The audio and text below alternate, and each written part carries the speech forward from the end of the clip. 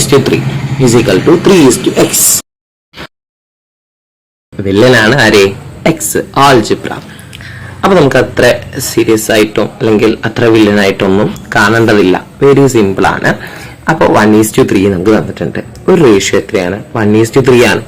അത് ഈക്വൽ ആണല്ലോ 3:x. അപ്പൊ നമുക്ക് അതും എഴുതാം. 3:x ഈക്വൽ ആണ്.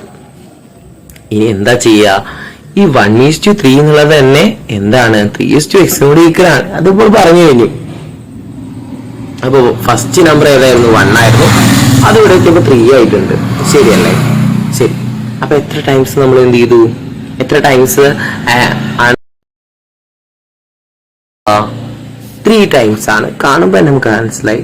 ഇനി അത് ടൈംസ് അറിയണില്ല, അത് ഫൈൻഡ് ഔട്ട് ചെയ്യാൻ പറ്റില്ല എന്നുണ്ടെങ്കിൽ എങ്ങനെ ചെയ്യണം? Large number divided by small number ചെയ്യണം. ഇവിടെ ലാർജ് നമ്പർ 3 അല്ലേ? 3/1. ആൻസർ എന്താ? 3 ആണ്. അതേ ടൈംസ് തന്നെ ഇവിടെയും ചെയ്തിട്ടുണ്ടാവില്ലേ?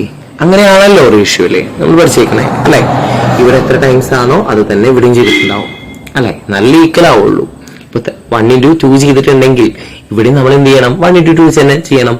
ഇവിടെ 1:3 ആണ് ചെയ്തിട്ടുണ്ടെന്നുണ്ടെങ്കിൽ ഇവിടെ നമ്മൾ എന്ത് ചെയ്യണം? 3:3 തന്നെ ചെയ്യണം. അവിടെ 3 കൊണ്ടല്ലേ മൾട്ടിപ്ലൈ ചെയ്യേണ്ടത്. അപ്പൊ ഇവിടെ നമ്മൾ എന്ത് ചെയ്യണം? 3 കൊണ്ട് തന്നെ മൾട്ടിപ്ലൈ ചെയ്യണം. അപ്പൊ ആൻസർ എന്താ വരിക?